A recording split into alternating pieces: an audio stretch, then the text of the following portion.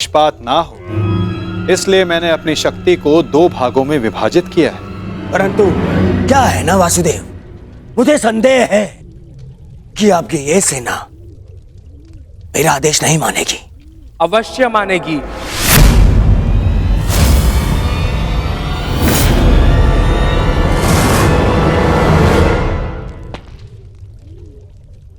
क्योंकि मैं नारायणी सेना का नेतृत्व करूंगा।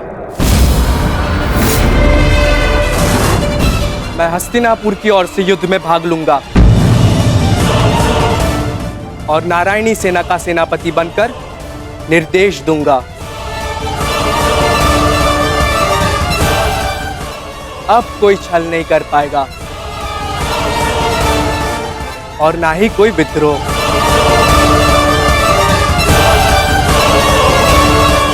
अब तो आपके मन में कोई संदेह नहीं है ना स्वसुर श्री? अब कोई संदेह नहीं।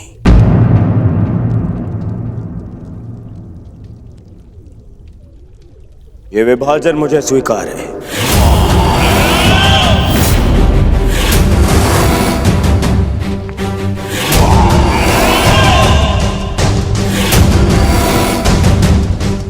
हस्तिनापुर नारायणी सेना की प्रतीक्षा करेगा। अब मुझे आज्ञा दीजिए, बहुत कार्य शेष है, तैयारियां करनी है। विनम्रता से।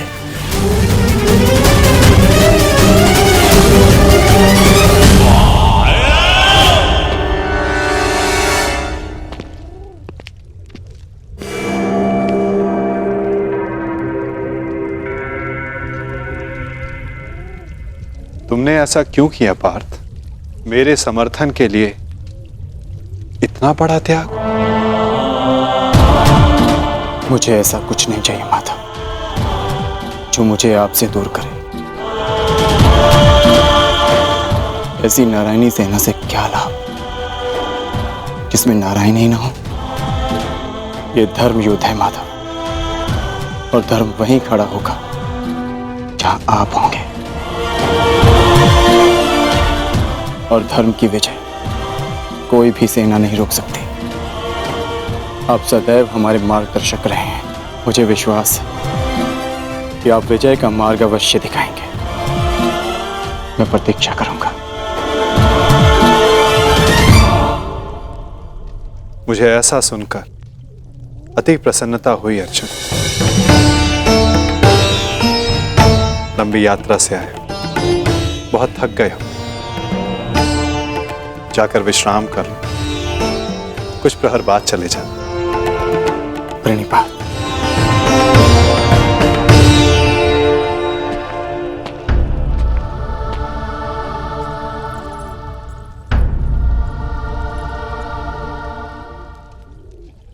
मुझे क्षमा कर दीजिए पिताश्री, मैंने आपको पक्षपाती समझा। मुझसे बहुत बड़ी भूल हो गई। ठीक कहा था आपने, आप लोगों को नहीं चुनते, लोग आपको चुनते हैं।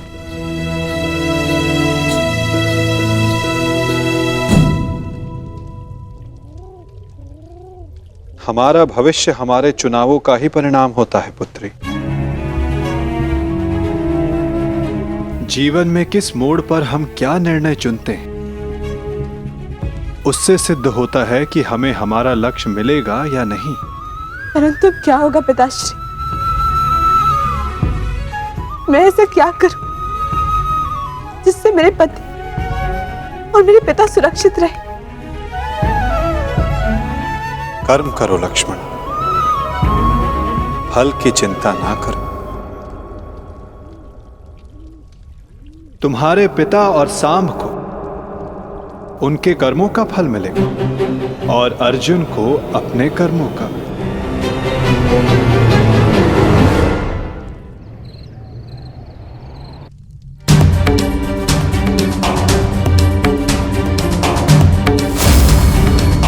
मैं भी इस युद्ध में सम्मिलित होना चाहता हूं। मैं अपना निर्णय ले चुका हूं और अपना पक्ष भी चुन चुका हूं। जिस ओर मेरा मित्र सांब होगा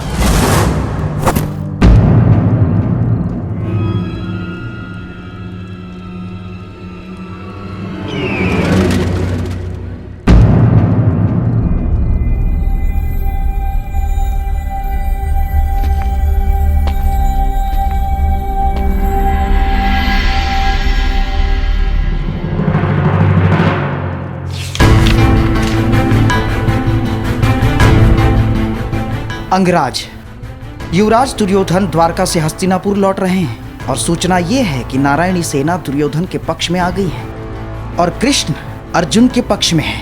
अंगराज, तुम शीघ्र हस्तिनापुर लौटो। युद्ध हस्तिनापुर की सीमा पर है।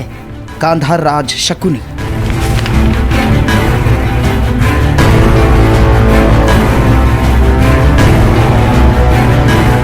ये तुमने कैसी मूर्खता कर दी मित्र, कैसी मूर्खता कर दी तुमने।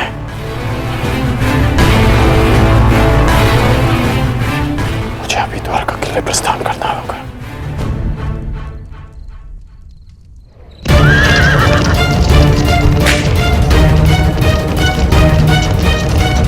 पिताश्री! ये अचानक कहां जा रहे हैं?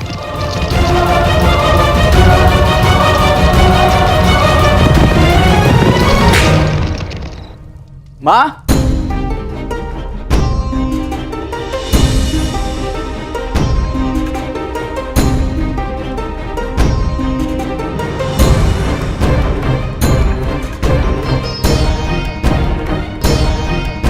एक बार पुनः अपने कर्तव्य के लिए अपने परिवार को छोड़कर जा रहे हैं पिताश्री।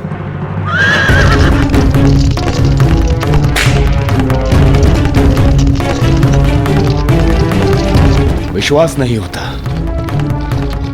अर्जुन इतना बड़ा मूर्ख है। इतनी सरलता से मुझे नारायणी सेना दे दी। हाँ?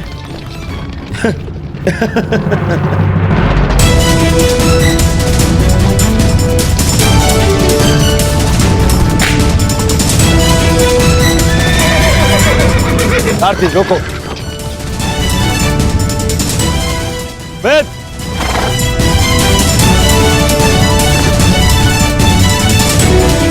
अच्छा हुआ तो मुझे यही मिल गए। मैं सोच ही रहा था कि सबसे पहले ये शुभ समाचार मैं तुम्हें ही दूं। जानते हो मैंने क्या किया है? यही मैं जानना चाहता हूं कि यह तुमने क्यों किया है। प्रतीत होता है कि तुम्हें सूचना पहले ही मिल गई है, परंतु तुम दुखी क्यों? तुम्हें तो प्रसन्न होना चाहिए। मुझे नारायणी सेना मिली है। नारायण के बिना तुम्हें नारायणी सेना मिल गई है। मैंने तुमसे कहा था कि तुम्हें अर्जुन से पूर्व द्वारका पहुंचना है। तुम अर्जुन से पूर्व द्वारका क्यों नहीं पहुंचे मित्र? अरे तुम्हें मिथ्या बोध हुआ है मित्र। अर्जुन से पूर्व द्वारका पहुंचा था। क्या? तो फिर ऐसा क्यों हुआ? अरे क्या हुआ मित्र? कुछ अनुचित नहीं हुआ है, सब हमारे हित में हुआ। हम दोनों को बराबर का अवसर मिला था, कृष्ण या नारायणी सेना चुनने का। उस मूर्ख ने नारायणी सेना छोड़कर कृष्ण को चुना और मैंने भी उसकी मूर्खता के लिए उसे रोका नहीं। और क्यों रोकता? पहले अवसर उसे मिला, जबकि पहले मैं पहुंचा था। और तुमने वासुदेव को नहीं चुना। ये क्या किया तुमने? तुमने वासुदेव को क्यों नहीं चुना मित्र?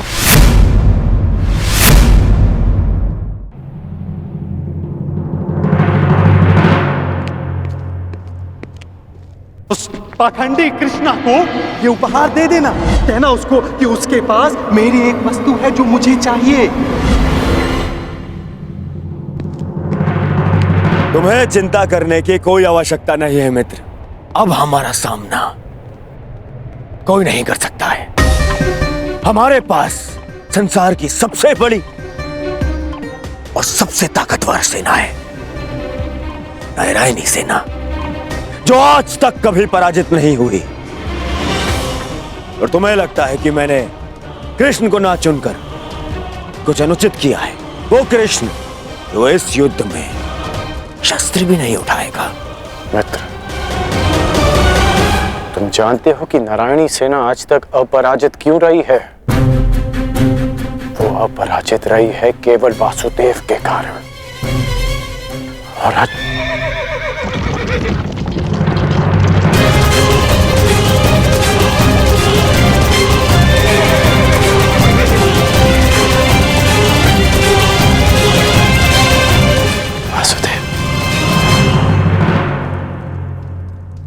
मैं नारायणी सेना का नेतृत्व करूंगा।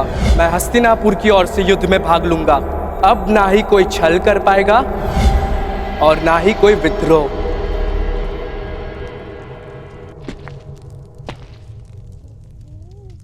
प्रणिपात माता। पार्थ, क्या हुआ पार्थ? कुछ भूल गए थे? हाँ माता, मैं आपको बताना भूल गया था कि द्वारका पहुंचने में मुझे विलंब हुआ था, क्योंकि मार्ग में मेरा एक विचित्र घटना से सामना हुआ। तुम्हारे कहने का तात्पर्य यह है कि तुम्हारा सामना किसी विचित्र मनुष्य से हुआ, है ना पार्थ?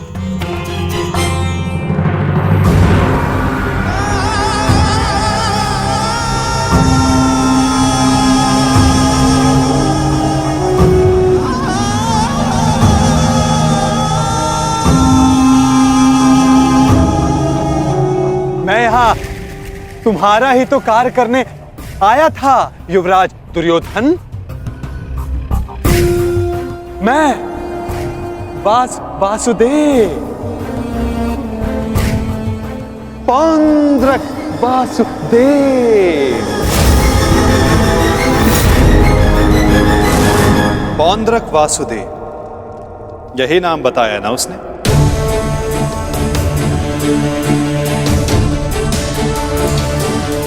जिसने मेरी भांति वेशभूषा भी धारण कर रखी थी, है ना? हाँ, आप जानते हैं मैं भी कैसा प्रश्न पूछ रहा हूं। भला आपसे क्या छिपा है? परंतु मेरी समझ में यह नहीं आता कि वो पाखंडी आपके रूप में प्रस्तुत होकर सबको भ्रमित कर रहा है और आप शांत। शांति की आशा में कभी कभी शांत बैठना भी पड़ता है पार्थ।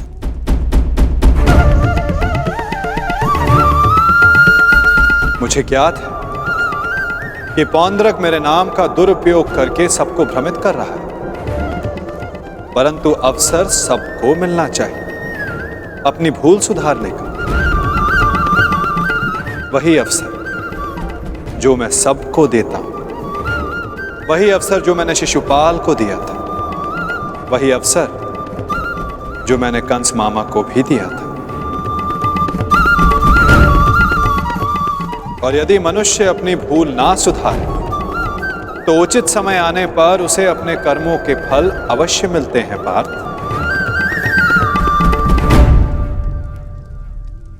अब तुम मुझे पौंद्रक का संदेश सौंप सकते हो पार्थ।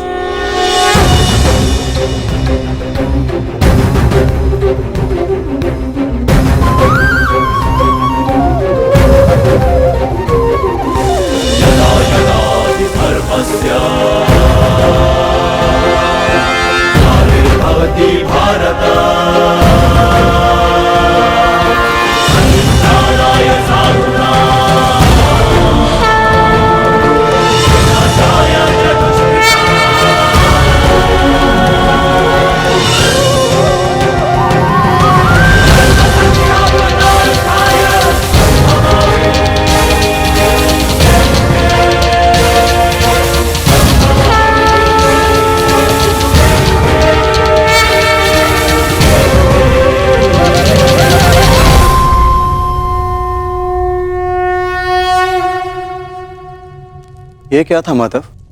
पौंद्रक का संदेश पार्थ। संदेश?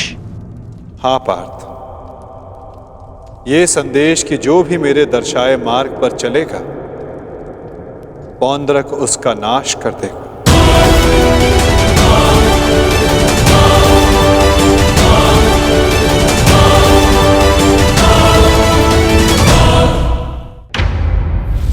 ये वासुदेव नहीं है।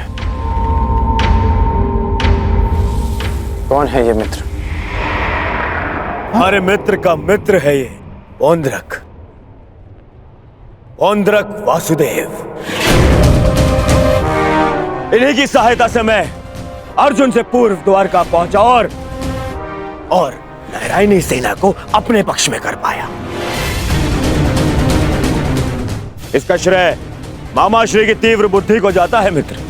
उन्हीं ने पौंद्रिक को संदेश भेजा कि वो अर्जुन के मार्ग में बाधा उत्पन्न करे। इन्होंने अर्जुन को रोका और उसी कारणवश मैं अर्जुन से पूर्व द्वारका पहुंच पाया। अर्जुन को मार्ग से भटकाने का पूरा प्रबंध कर दिया है मैंने। तो तुमने फिर से छल किया।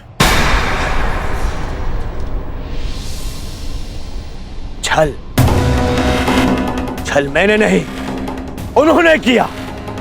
युधिष्ठिर के स्थान पर अर्जुन को भेजकर मैंने तो केवल उन्हें उत्तर दिया है। मित्र, उन्होंने जो किया उसे छोड़ो। परंतु तुम्हें अवसर मिलने पर भी तुमने वासुदेव के स्थान पर नारायणी सेना को चुना। इसे मूर्खता कहते हैं। मूर्खतापूर्ण बातें तो तुम कर रहे हो अंगराज। वासुदेव तो दुर्योधन के ही पक्ष में है। मैं हूं वास्तविक वासुदेव। पौंद्रक वासुदेव दुर्योधन के ही पक्ष में है। मुझे तुम पर दया आती है अंगराज, दया आती है तुम पर कि मुझे समक्ष पाकर भी तुम उस छलिए कृष्ण की माया में उलझे हुए हो।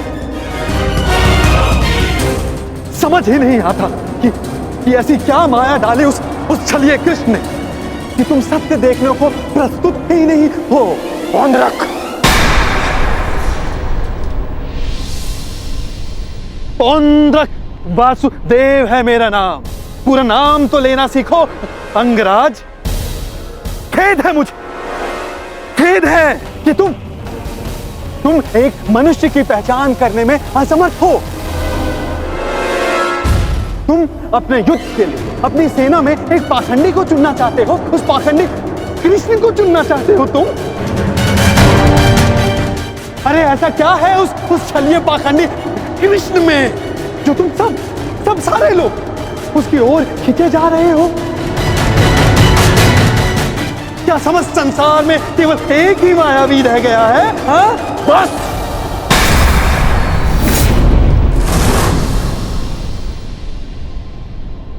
बस तुम करो मित्र, बस। मुझे कृष्ण की वो विशाल सेना चाहिए थी जो मुझे मिल गई। वैसे भी वो निहत्था निशस्त्र कृष्ण मेरे किस काम का है? हाँ, सत्य कहा दुर्योधन, सत्य कहा। वो छलिया कृष्ण किसी काम का नहीं। देखना, तुम ही जीतोगे ये युद्ध, क्योंकि तुम्हारे पास केवल नारायणी सेना नहीं, स्वयं वास्तविक नारायण, वास्तविक वासुदेव, पौंद्रक वासुदेव। वो कृष्ण तो मेरा रूप रखकर सबको भ्रमित करता रहता है। बैरूपिया मात्र है वो तो। उस कृष्ण का तो इस संसार से मैं... अब एक और शब्द वासुदेव के विरुद्ध मत कहना।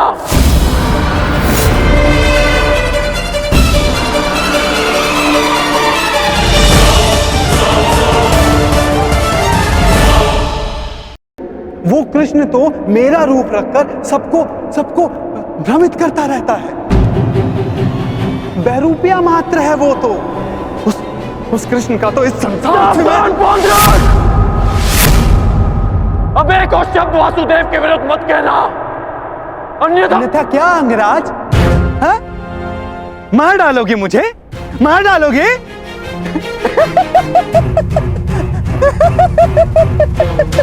दुर्योधन, तनिक देखो तुम्हारी सेना का ये वीर कहीं वास्तविकता में उस छलिए का गुप्तचर तो नहीं है? छलिए और बहरूपिये तो तुम हो पौंद्रक। कुछ ही क्षणों में तुम्हारी वास्तविकता मेरे समक्ष आ गई है। तुम मेरी चिंता करनी छोड़ो, केवल अपनी चिंता करो। तुम केवल एक बड़बोले ढोंगी हो। जो वासुदेव होने का स्वांग रचा कर बैठे हो। मौन रहो दुस्साहसी, मौन।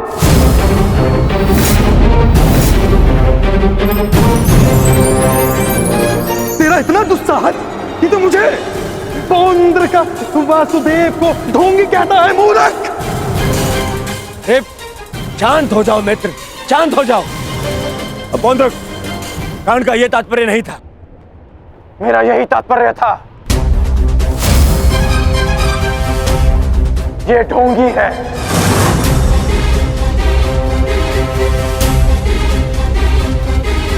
यदि तुम वास्तव में वासुदेव हो तो मुझे निशस्त्र करके दिखाओ।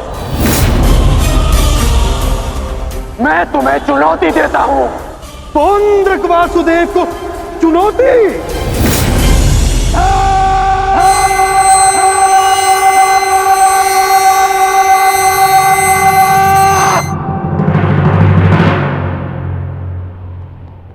ऐसे खड़े खड़े देख क्या रहा है तू, मूर्ख? हाँ, मेरे साथ युद्ध कर। मेरे हाथों मरेगा, तुझे मोक्ष मिलेगा। हाँ, जिस प्रकार आज मैं तेरा अंत करने वाला हूं, उसी प्रकार मैं उस कृष्ण का भी अंत करूंगा, उस रणछोड़ का। जो रासलीला के नाम पर स्त्रियों को भ्रमित करता है, जो बाल क्रीड़ा के नाम पर स्त्रियों के वस्त्र चुराता है, जो स्वयंवर से स्त्रियों का हरण करता है, उस कृष्ण का पक्ष ले रहा है तू। उसके लिए तू मुझसे युद्ध कर रहा है। उस कृष्ण का भी मैं वध करूंगा, पहले तेरा, उसके बाद उसका। अब तुम्हें सीमा पार करती है।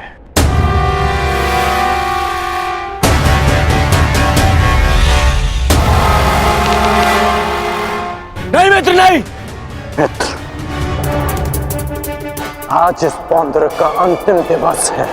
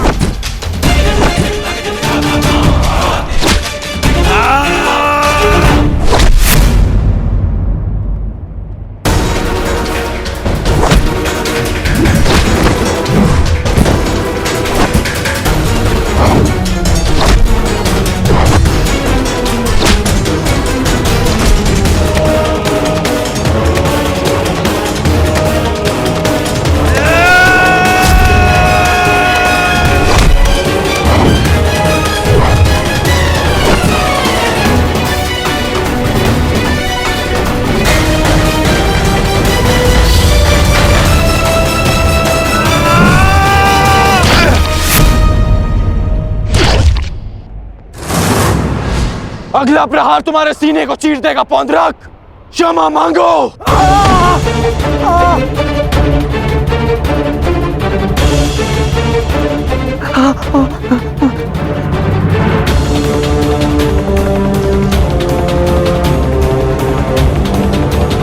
अब बोलो, क्या कह रहे थे तुम? कौन हो तुम? मैं ही हूं वास्तविक वासुदेव।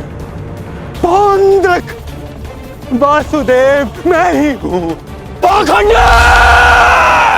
नहीं गण, मित्र नहीं, नहीं मित्र। रुक जाओ अंगराज।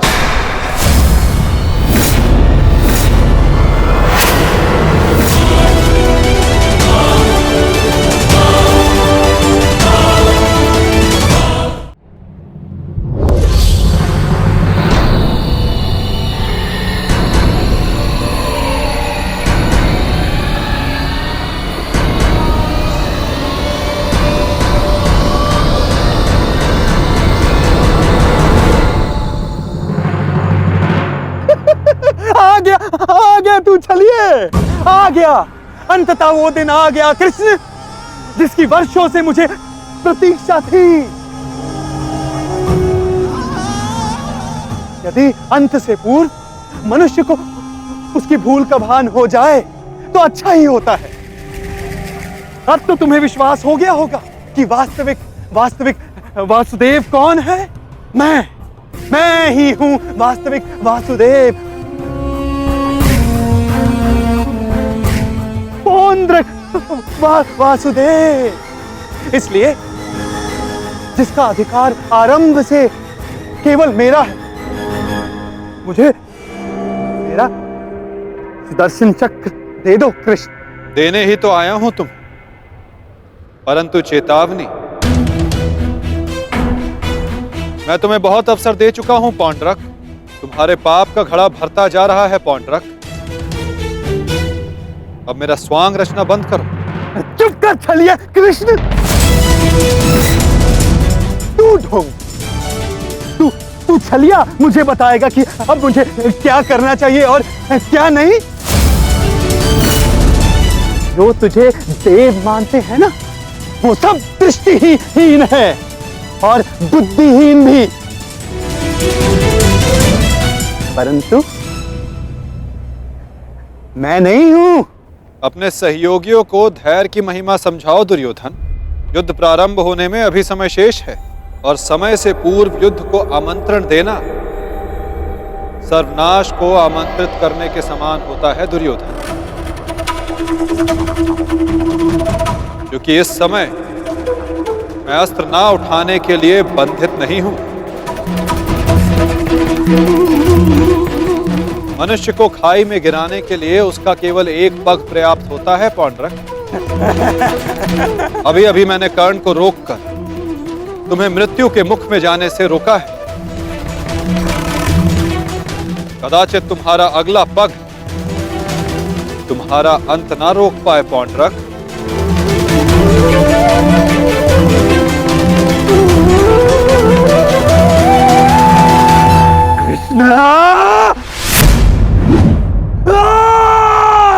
बंद कर ये भाषण छलिए।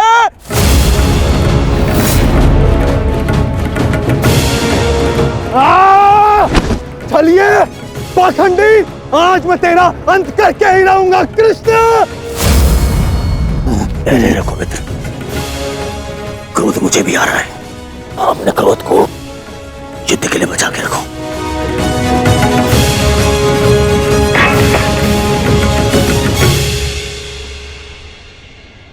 ठीक कहा वासुदेव, युद्ध होगा, परंतु उचित समय पर और उचित स्थान पर। उस महायुद्ध के प्रथम दिवस पर मैं आपको उत्तर अवश्य दूंगा।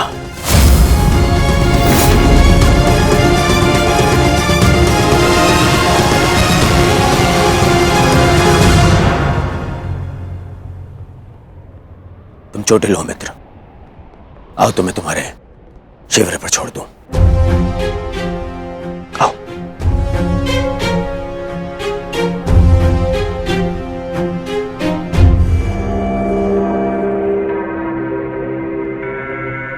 मित्रकर्ण, तुमसे हस्तिनापुर पे भेंट होगी।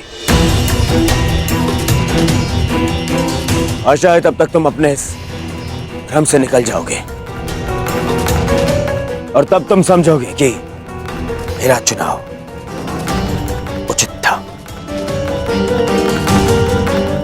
आशा तो मुझे थी मित्र कि तुम अपने भ्रम से निकलकर वास्तविक शक्ति को पहचानोगे, परंतु अब कोई लाभ नहीं। जो हानि तुमने स्वयं को और हम सबको पहुंचानी थी, वो तुम पहुंचा चुके हो। चल मोटे, आज कृष्ण, मैं अपना सुदर्शन चक्र तुझसे लेकर रहूंगा, जिस पर आरंभ से केवल मेरा अधिकार था, है और रहेगा।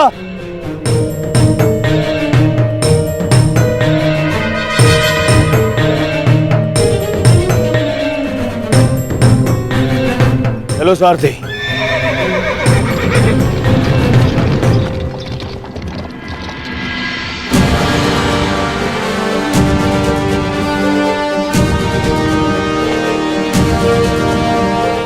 प्रणिपात वासुदेव,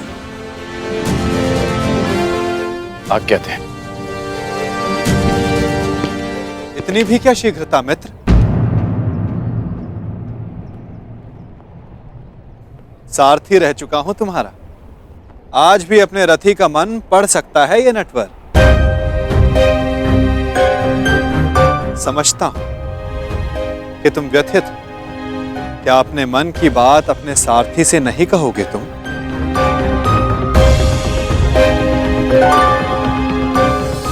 अपने रथी का मन आप पढ़ सकते हैं ना, तो पढ़ लीजिए।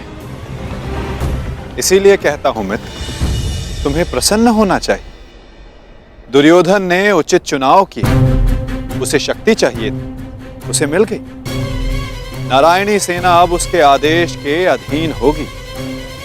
नारायणी सेना में नारायण ही ना हो तो वो कैसी नारायणी सेना केशव?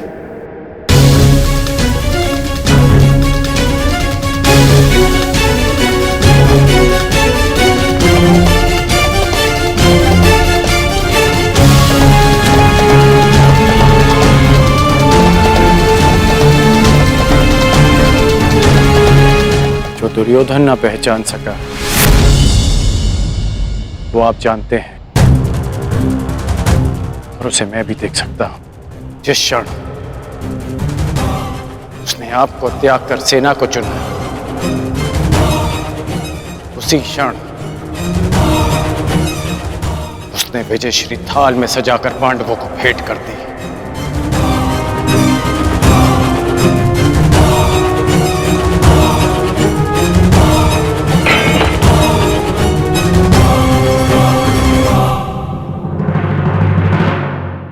तुम्हें ऐसा क्यों लगता है मित्र? नारायणी सेना दुर्योधन के अधीन होने से उसकी शक्ति में वृद्धि अवश्य हुई है। तुम्हें नहीं लगता कि अर्जुन ने भूल की? क्या मिला उसे निहत्थे कृष्ण को चुनने से? जिसके हाथ के संकेत से सृष्टि बनती है और बिगड़ती है, वो कैसे निहत्था हो सकता है वासुदेव? परंतु सत्य ये भी है मित्र कि मेरे युद्ध में उपस्थित रहने पर भी मैं युद्ध नहीं करूं, तो फिर मुझसे किसी को क्या हानि और क्या लाभ?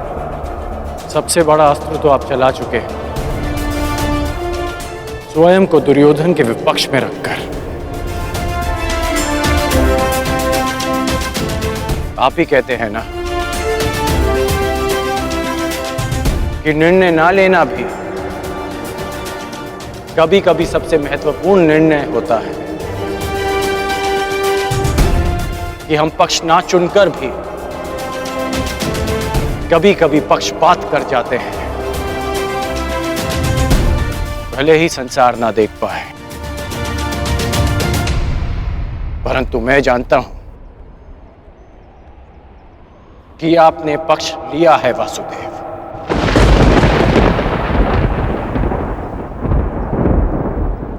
नहीं मित्र, मैं किसी का पक्ष नहीं लेता।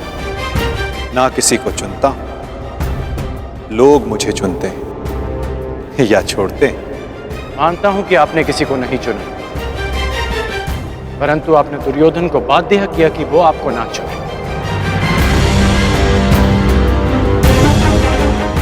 आपने ऐसी परिस्थितियां उत्पन्न की कि वो ही आपको चुने जिसे आप चुनना चाहते हैं।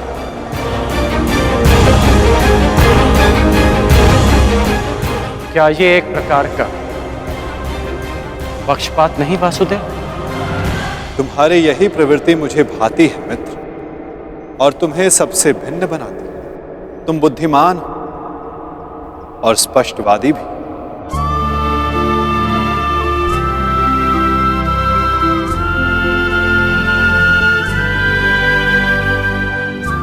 ऐसा होकर भी क्या लाभ वासुदेव,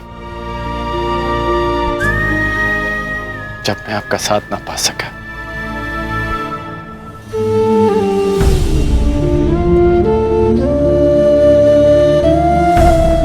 कितने वर्ष हो गए हमारी भेंट को? जब से हम मिले हैं हमारे पक्ष सदा भिन्न थे, परंतु हमारी सोच एक थी वासुदेव। फिर आपने ऐसा क्यों किया? मैंने ऐसा क्या किया मित्र?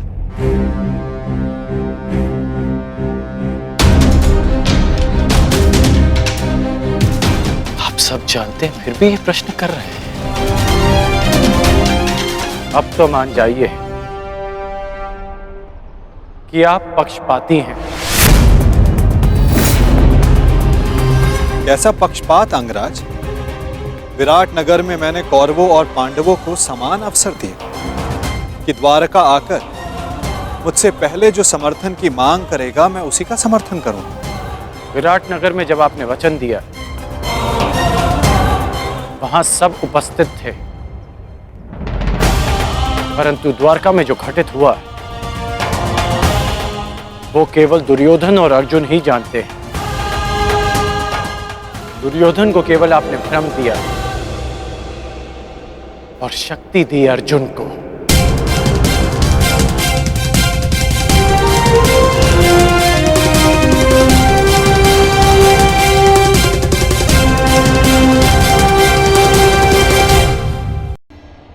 द्वारका में जो घटित हुआ वो केवल दुर्योधन और अर्जुन ही जानते हैं। दुर्योधन को केवल आपने भ्रम दिया और शक्ति दी अर्जुन को। नारायणी सेना को चुनना दुर्योधन का चुनाव था मित्र। मैंने तो उसे केवल विकल्प दिया। अब दुर्योधन ने क्या चुना ये तो उसका निर्णय है। इसमें मैं क्या कर सकता था? आप जो कर सकते थे आपने किया माधव, और उसका परिणाम वही हुआ जो आप चाहते थे। यदि आप पक्षपाती नहीं होते तो अर्जुन को देखते ही आप उससे पूछते कि वो युधिष्ठिर के स्थान पर वहां क्या कर रहा है, परंतु आपने ऐसा नहीं किया। यदि तुम दुर्योधन के चुनाव पर निराश हो तो खेल मैंने नहीं, उसके दम, उसके लालच, उसके अहंकार ने खेला है मित्र।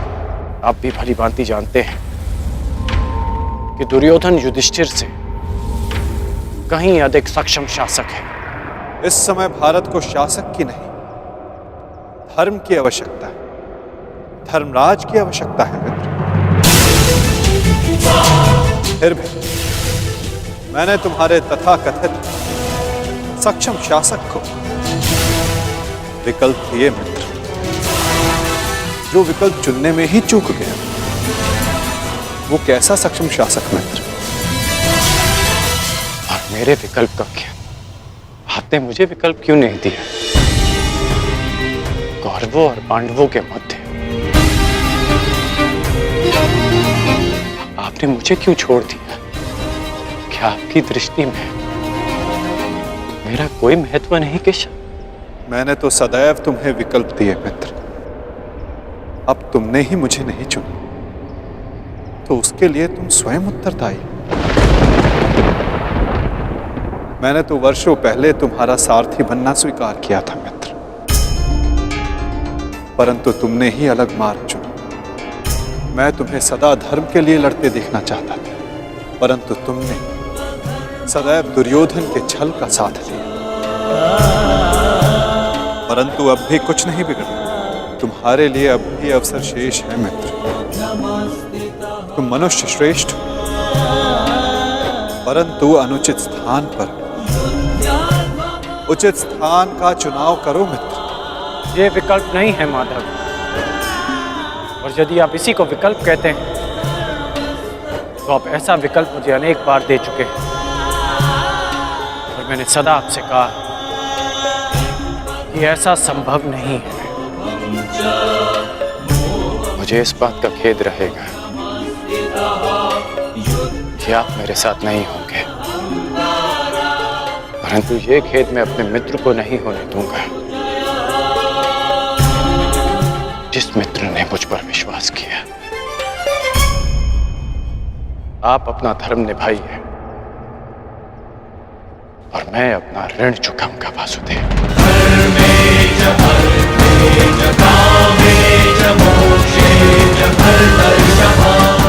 युद्ध में भेंट होगी। प्रणिपात वासुदेव।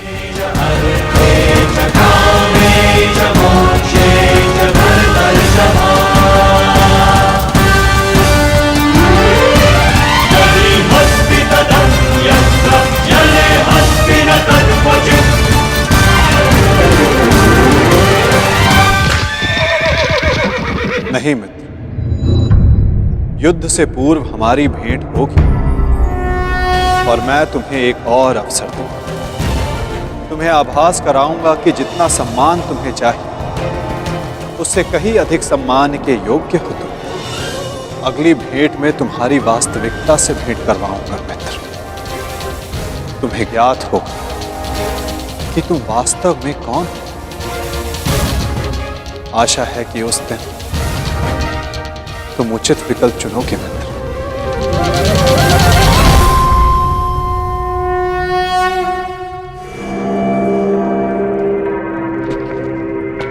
अमश्री,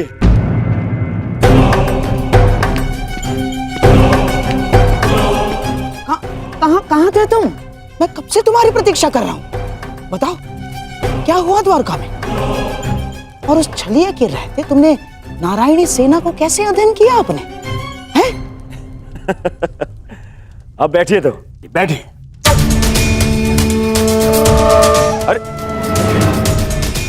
अमश्री, आज तक आप अपनी चालों से मुझे आश्चर्य में डालते थे, परंतु आज मैंने इतनी बड़ी वजह से आपको और सबको आश्चर्य में डाल दिया।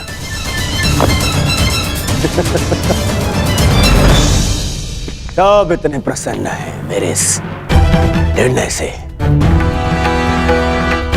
सवाए मेरे मित्र कर्ण के।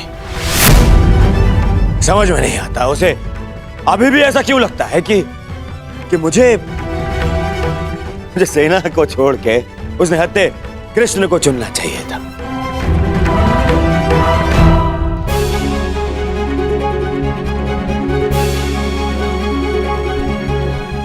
आज वासुदेव हमारे साथ हैं, तो इसका सारा श्रेय पांचाली को जाता है। यदि तुमने अर्जुन को ना भेजा होता तो कदाचित ये संभव ना होता। आपका मेरे प्रति इतना विश्वास मेरे लिए बहुत सम्मान की बात है आर्य, और मुझे भी पूर्ण विश्वास है कि आप हस्तिनापुर के लिए अधिक योग्य शासक सिद्ध होंगे।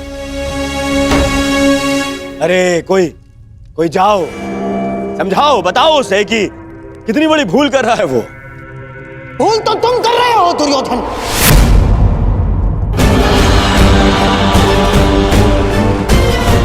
आज पहली बार मैं कर्ण से सहमत हूं। तुम्हें नारायणी सेना के स्थान पर कृष्ण को ही चुनना था। ये क्या कर लिया तुमने? अरे मैंने क्या किया मामाश्री? उस कृष्ण ने वहां वचन दिया कि वो युद्ध में अस्त्र नहीं उठाएगा, तो फिर मैं नारायणी सेना को छोड़कर उस निहत्थे कृष्ण को चुनकर क्या कर लेता?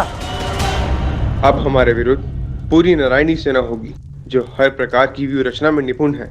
हमें अपने सैनिकों को श्रेष्ठ प्रशिक्षण देना होगा। जब तक माधव हमारे साथ है नकुल, हमें किसी बात की चिंता करने की कोई आवश्यकता नहीं। यदि आज वो हमारे पक्ष में होता तो पांडवों के लिए नहीं, आज वो हमारे लिए रणनीति बनाता, हमारे लिए। उसका वास्तविक अस्त्र तो उसकी नीति ही है। वो कृष्ण कोई साधारण मनुष्य नहीं है ना। अरे महामायावी है वो, महामायावी। वो समय को अपने मुताबिक चलाना जानता है, और इतना ही नहीं, वो अपने पक्ष के अनुसार परिस्थितियां भी बदल देता है। समझ गए? इसीलिए हम आरंभ से चाहते थे कि पांडवों से कैसे अलग कर दिया जाए उस छलिए को, परंतु तुमने इतना बड़ा अवसर गवा दिया। क्या किया ये है? क्या कर दिया ये तुमने? अरे समझ में नहीं आता है मुझे, क्यों सब उस कृष्ण से इतना भयभीत हैं? क्यों? कुछ नहीं बिगाड़ पाएगा वो। अब तो उसकी सेना भी मेरे अधीन है। कुछ नहीं बिगाड़ पाएगा वो। देखो दुर्योधन, अब इस बात पर वाद विवाद करके समय व्यर्थ करने से कोई लाभ नहीं। जो हानि होनी थी वो तो हो चुकी। अब इस हानि की भरपाई करने का समय आ गया है। उचित कहा आर्य। अब चाहे जो हो जाए, कौरवों की पराजय निश्चित है, क्योंकि ये धर्म युद्ध है।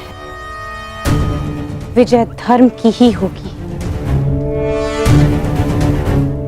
और वासुदेव के हमारे पक्ष में आने के साथ साथ न्याय और धर्म भी हमारे पक्ष में है। विजय हमारी होगी।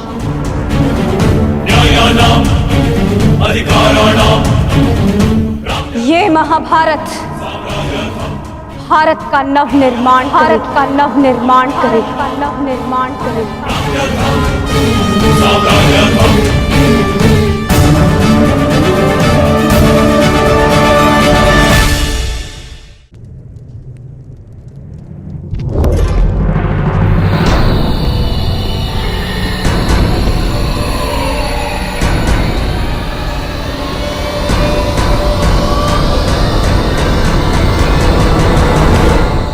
अच्छा हुआ कर्ण, तुम आ गए। हम तुम्हारी प्रतीक्षा कर रहे थे। हाँ, सभा का आरंभ मैं सबसे पूर्व महाराज धृतराष्ट्र को राजकुमारी लक्ष्मणा के विवाह की बधाई देकर करना चाहता हूं। बधाई हो महाराज। और हाँ, अत्यंत खेद के साथ मुझे ये भी कहना पड़ रहा है कि ये अंतिम शुभ अवसर था जिसमें सारे कुरुकुल ने भाग लिया। हाँ, क्या पता इस युद्ध के पश्चात कौन जीवित रहेगा और कौन नहीं।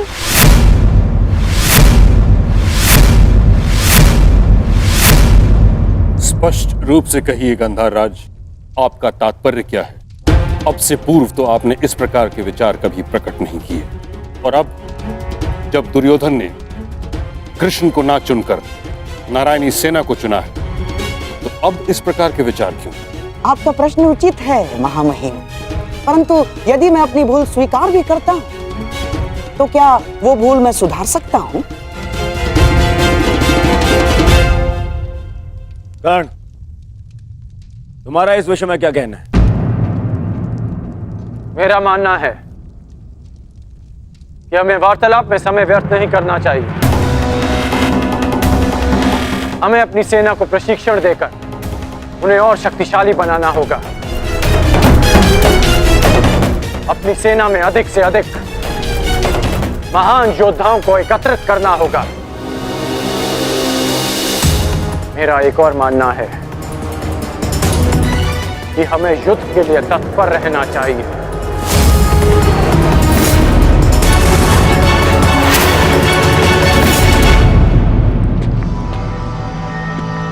क्या तुम्हें भी यहाँ उपस्थित होने के लिए कहा गया? हाँ भ्राताश्री, मुझे प्रहरी ने निद्रा से उठाकर संदेश दिया कि हमें शीघ्र ही यहाँ उपस्थित होना है। परंतु क्यों और किसके आदेश पे? ये आदेश मैंने दिया है।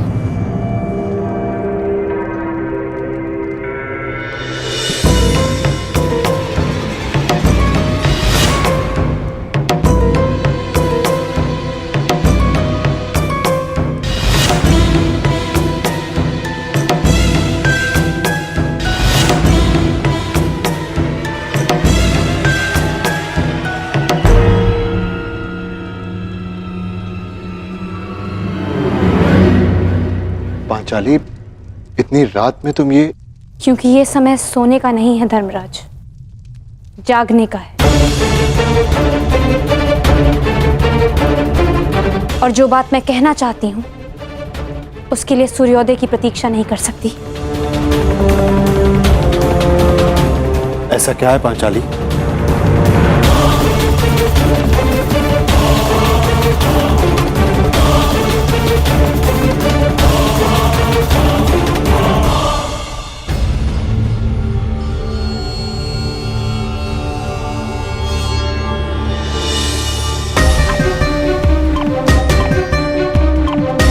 पांचाली, ये तिथि कैसी?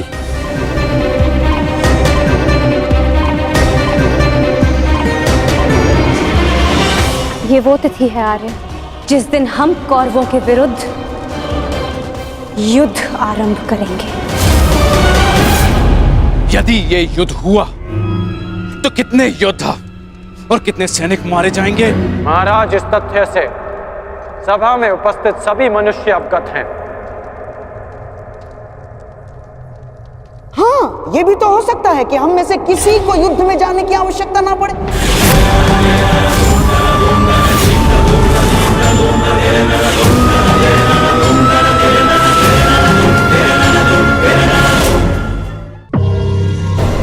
महामहिम, जैसे पुराणों में मैंने पढ़ा है कि स्वयं भगवान भी अपने शत्रुओं को एक अंतिम अवसर देते हैं, तो क्या हम अपने शत्रु को अंतिम अवसर नहीं दे सकते? दे सकते हैं ना महामहिम? गांधार राज, युद्ध होना निश्चित है और होकर ही रहेगा।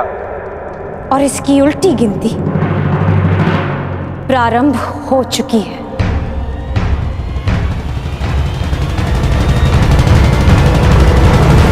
मैं तुम्हारे विचारों से सहमत नहीं हूं। जितना असहमत मैं गंधार नरेश की सोच से हूं, उतना ही असहमत मैं इस निष्कर्ष से हूं। हर परिस्थिति में संधि युद्ध से श्रेष्ठ होती है। हमें पांडवों से संधि वार्ता कर लेनी चाहिए। युद्ध अभी प्रारंभ नहीं हुआ है महाराज, हम इसे रोकने का प्रयास कर रहे हैं। हमें पांडवों से शांति वार्ता करनी चाहिए। मैं जानता हूं कि आप भी ये युद्ध रोकना चाहते हैं, हम भी नहीं चाहते कि ये युद्ध हो। हमारा प्रयास है कि हस्तिनापुर के मस्तक पर इस महाविनाशी युद्ध का कलंक न लगे। ठीक है ताक्षरी, यदि यह हस्तिनापुर के भविष्य का प्रश्न है तो हम अपने दूत को पांडवों के समक्ष भेजने की आज्ञा देते हैं। हमें उन तक संदेश देना है कि हस्तिनापुर भी इस युद्ध के विरुद्ध है। और युद्ध के अंतिम दिन मैं अपने अपमान का प्रतिशोध लूंगी।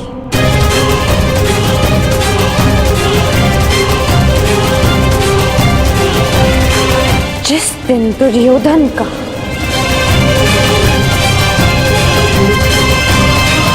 अंत होगा।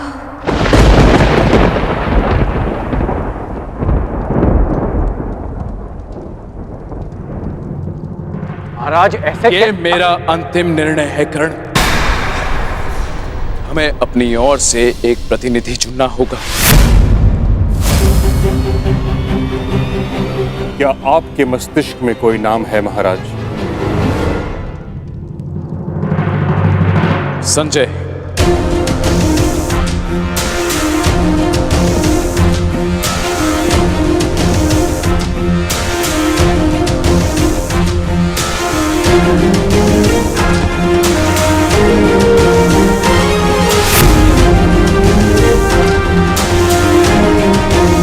प्रणिपात महाराज।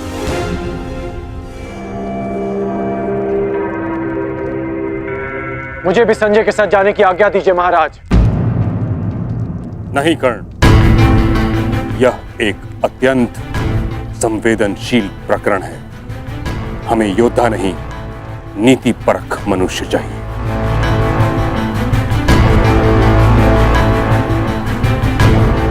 विदुर, तुम संजय के साथ जाओगे।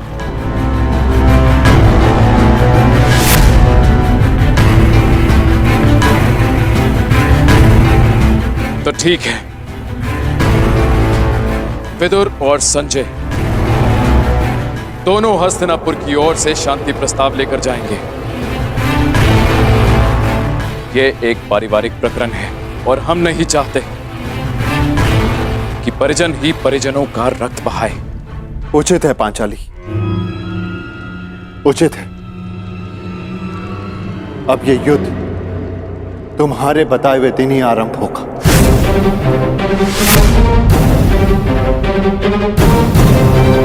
और इसका संदेश हम कौरवों तक पहुंचा देंगे।